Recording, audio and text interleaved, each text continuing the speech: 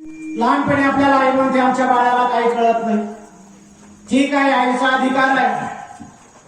गुरु माता आहे, गुरु पिता आहे, गुरुदेव आहे, सर्व काही आई आहे.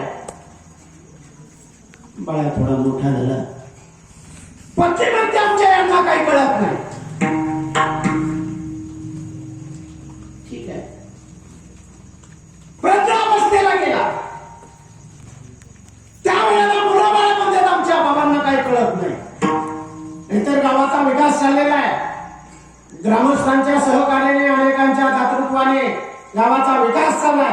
बाबा म्हणते आमची 1-2 गुंठे जागा घ्या, जमीन घ्या. काय काय भागामध्ये आपसामध्ये वाद जर चालले तर देवाला जमीन देतात, आपल्याला नकोच. तसं बाबा म्हणतील बाबाचं मनावर घेऊ नका.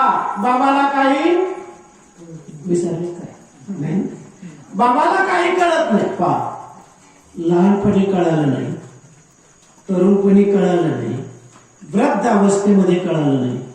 कळतात तरी कधी त्यांना कळत जन्म जातो. महाराज म्हणतात कळवले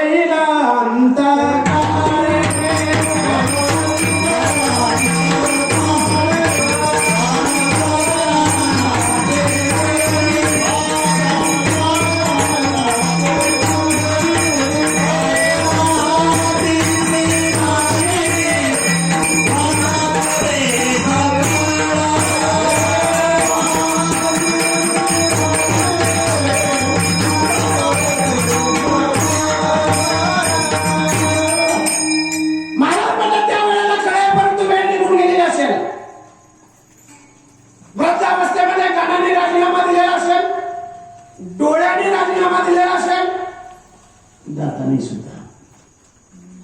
राम राम शब्द म्हणायला लागल्याच्या नंतर लांब लांब हा शब्द उच्चार येतो,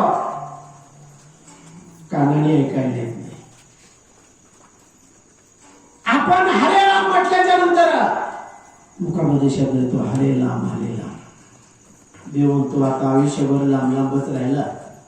लग्न झाला त्यावेळेला पायातल्या जोड्यासह आला होता, आता तरी कशाला जवळ, आता बरायला. सर्वांनी राजीनामा दिल्याच्या नंतर आपल्याला पश्चाताप होतो, त्यावेळेला वेळ निघून गेलेली असेल. छत्रपती शिवरायांनी प्रतिज्ञा केली, कधी केली?